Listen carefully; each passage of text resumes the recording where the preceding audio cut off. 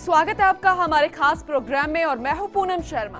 आज बात उस राज्य की जिस पर इन दिनों सियासी हलचल नजर आ रही है, बात असम की। यहाँ इस बार चुनावी जंग दिलचस्प नजर आ रही है। बीजेपी जहां पशुपेश में है, वहीं कांग्रेस के दाव से अजमल के पसीने छूट रहे हैं। आपको बता दें कि रूलिंग पार्टी कांग्रेस अकेली चुनाव में उतरी, लेकिन फिर भी दूसरी पार्टी को हिलाकर रख दिया और बीजेपी ने असम गण परिषद और बोडोलैंड पीपुल्स फ्रंट के साथ गठबंधन किया।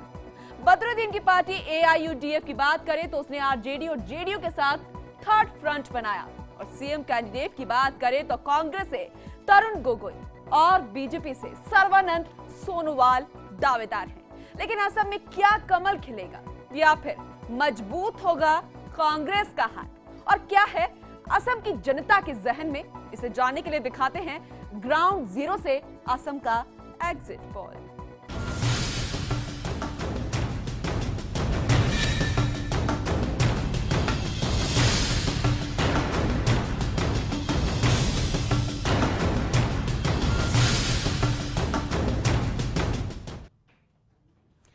असम में विधानसभा चुनाव के लिए मतगणना 19 मई गुरुवार की सुबह से शुरू होगी और रुझान भी सुबह 11 बजे आने की उम्मीद है। मिली जानकारी के अनुसार मतगणना सुबह 8 बजे से दोपहर 3 बजे तक होगी और माना जा रहा है कि लगभग तस्वीर दोपहर 12 बजे तक साफ भी हो जाएगी कि असम में राज्य में बड़ा खिलाड़ी आखिर कौन बनकर उभरेगा। नतीजों से पहले कई जगहों से एग्जिट पोल सामने आए, दिखाएंगे क्या कुछ कहते हैं वो सर्वे। वही फर्स्ट इंडिया के अनुसार ग्राउंड जीरो से असम का एग्जिट पोल क्या है वो भी दिखाएंगे, लेकिन उससे पहले असम का सियासी समीकरण समझाने की आपको कोशिश करते हैं। जरा ये रिपोर्ट देखिए।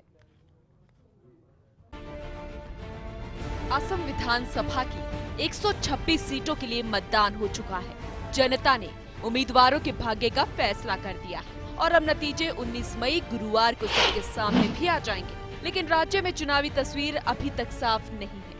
राज्य में कोई भी सियासी पार्टी अपनी जीत के प्रति आश्वस्त नहीं है, यानी मतदाताओं का मन कोई नहीं पढ़ सका है। किसी भी पार्टी या गठबंधन के पक्ष में हवा नहीं है। अंतिम क्षण में भारतीय जनता पार्टी ने असम गण परिषद यानी AGP के साथ गठबंधन किया, जबकि हाग्रामा मोहिलारी नेतृत्व वाले बोडोलैंड पीपुल्स फ्रंट BPF के साथ उसका गठबंधन पहले से था। कांग्रेस बोडोलैंड को छोड़कर पूरे राज्य में अकेले चुनाव लड़ी। बिहार में कांग्रेस की सहयोगी जेडीयू ने असम में उसके लिए मुश्किलें खड़ी कर दी।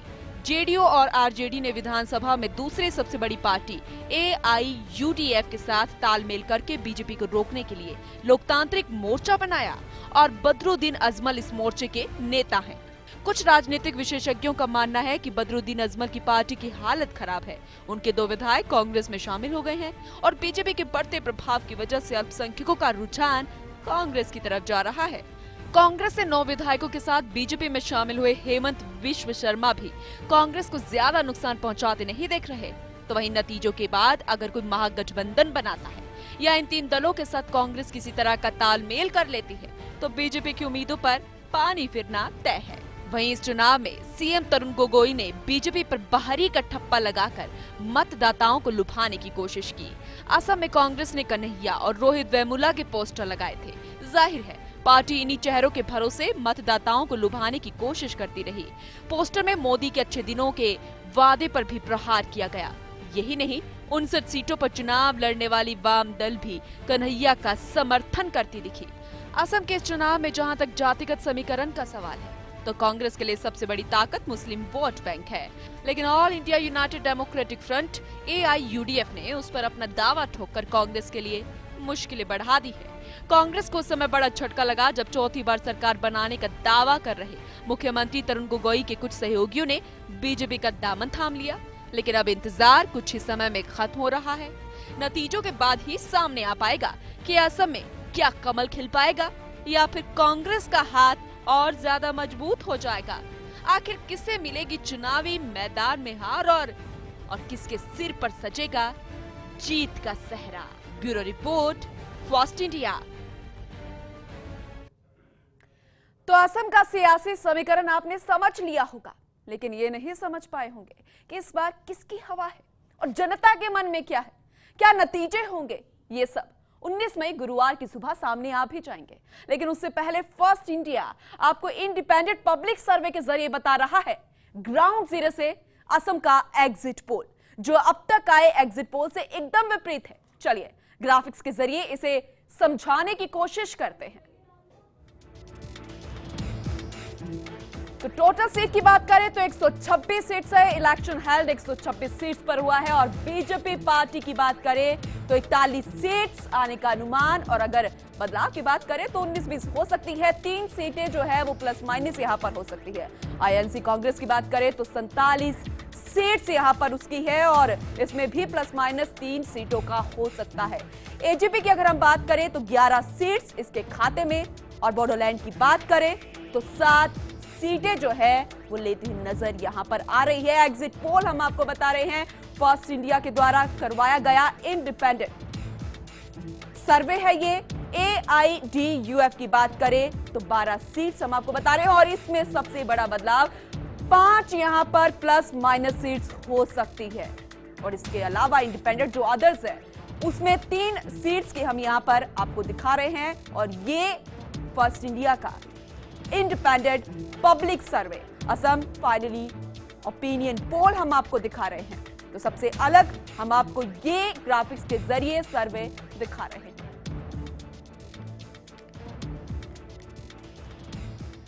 फर्स्ट इंडिया का इंडिपेंडेंट पब्लिक सर्वे के जरिए किया गया एग्जिट पोल आपने देख लिया, समझ लिया। अब आपको सोशल जस्टिस फोरम गुवाहाटी की ओर से करवाया गया सर्वे भी दिखाते हैं। क्या कहते हैं उनके समीकरण, चलिए आपको यह भी बता देते हैं। फर्स्ट फेज इलेक्शन की बात करें तो कांग्रेस जो है 65 सीटों पर यहां पर चुनाव लड़ी, और अगर जीतने की बात करें तो पहले चरण में 31 यहां पर जीती नजर आई। दूसरे फेज की बात करें तो 26 यहां पर 57 में से जीती नजर आई। अगर कुल की बात करें तो 57 सीटें जो है वो कांग्रेस के खाते में दोनों चरण से आ सकती है। बीजेपी की बात करें तो पहले में 21, दूसरे में 11, और कुल की अगर बात करें तो दोनों चरणों में 32 यहां पर सीटें बीजेपी के खाते में। अगर एजीपी की बात करें तो पहले चरण में 7, दूसरे में 7, कुल 14 सीट्स यहां पर। और बीपीएफ की बात करें तो पहले चरण में 1 भी रही, दूसरे की बात करें तो दूसरे चरण में 3 का यहां पर रुझान नजर आ रहा है, और कुल की बात करें तो 3 दोनों चरण के बाद सीट्स यहां पर नजर आ रही है। यूडीएफ की बात करें तो पहले चरण में 3 और दूसरे में 6 सीट्स यहां पर, कुल मिलाकर 9 सीट्स यहां पर हम आपको दिखा रहे हैं। ये एग्जिट पोल जो है वो सोशल जस्टिस फोरम गुवाहाटी द्वारा करवाया गया है। यूपीपी की हम बात करें तो इसमें एक विनिंग सीट की हम बात करें, दूसरे चरण में 5 और कुल मिलाकर 6 सीट्स यहां पर। और अगर इंडिपेंडेंट की हम बात करें तो पहले चरण में 1, दूसरे में भी 1, कुल मिलाकर मात्र 2 सीट्स उसके खाते में आ सकती है। उसके अलावा ये पहले और दूसरे चरण के exit poll social justice forum Guwahati की ये करवाए गए रिजल्ट्स आपके सामने हैं। और आपको एक बार फिर से बता दें कि ये सिर्फ एग्जिट पोल से जो नतीजे हैं वो कल 19 मई गुरुवार के दिन आप सबके सामने होंगे, लेकिन ये नतीजे क्या कुछ कहते हैं, क्या कुछ रुझान है, वो सर्वे के जरिए आप देख सकते हैं। सोशल जस्टिस फोरम गुवाहाटी की ओर से करवाया गया सर्वे आपने देखा। यहां कांग्रेस को आगे दिखाया गया है और दूसरे नंबर पर बीजेपी को। चलिए अब आपको असम के regional channel Assam talks channel के सर्वे भी दिखा देते हैं। चलिए Assam talks channel 24x7 regional channel है जो कि कांग्रेस को 60 सीट्स यहां पर दे रही है, उससे ज्यादा भी हो सकती है। बीजेपी की बात करें तो 45 सीट्स यहां पर दिखाई गई है जो कि वो ज्यादा भी हो सकती है। और AIDUF की बात करें तो 11 सीट्स यहां पर है। अदर्स की बात करें जितनी भी दूसरी पार्टीज हैं तो उसमें मात्र 2 पार्टीज यहां पर दिखाई है। ये असम एग्जिट पोल का सर्वे हम आपको दिखा रहे हैं।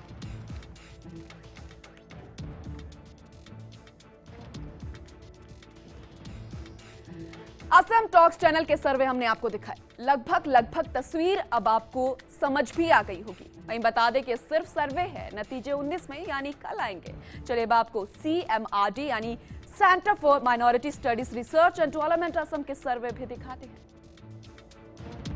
तो क्या कहते हैं इसके समीकरण जरा समझने की कोशिश कीजिए। यहाँ पर कांग्रेस जो है यहाँ पर सीट्स जो है 48 से 52 यहाँ पर लाती हुई नजर आ रही है। और अगर उसमें दूसरी पार्टी अगर उसके बाद जुड़ती है तो ज्यादा सीट्स वो भी आ जाएगी। बीजेपी की बात करें तो 30 से 34 सीट्स, और अगर एजीपी जो गठबंधन यहां पर किया गया है अगर वो भी मिलते हैं तो उससे ज्यादा सीट्स यहां पर आ सकती है। अदर्स की बात करें तो AIUDF 10 से 14 सीट, CPI जो है वो या तो 0 से 1 यहां पर लाती हुई नजर आ रही है। और अगर कांग्रेस की हम बात करें तो 48 से 52 सीटें, और अगर यूपीपी यहां पर मिल जाती है तो कांग्रेस की 50 से 56 सीट से यहां पर आ सकती है।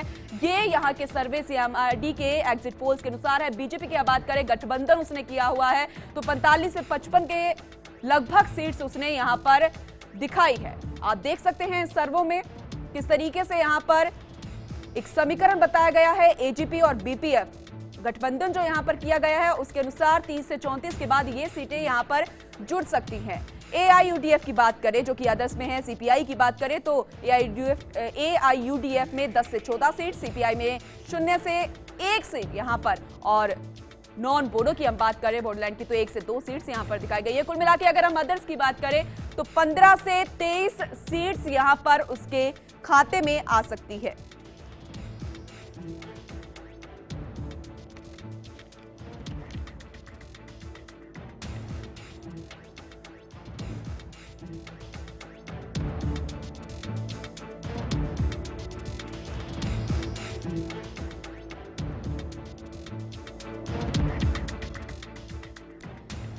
फर्स्ट इंडिया द्वारा करवाया गया इंडिपेंडेंट पब्लिक सर्वे हमने आपको दिखाया। अब दूसरे सर्वे भी हमने आपको दिखाए। अब आपको पूरी तस्वीर जो है लगभग सामने आ गई होगी, लेकिन नतीजे जो है वो कल सामने आएंगे।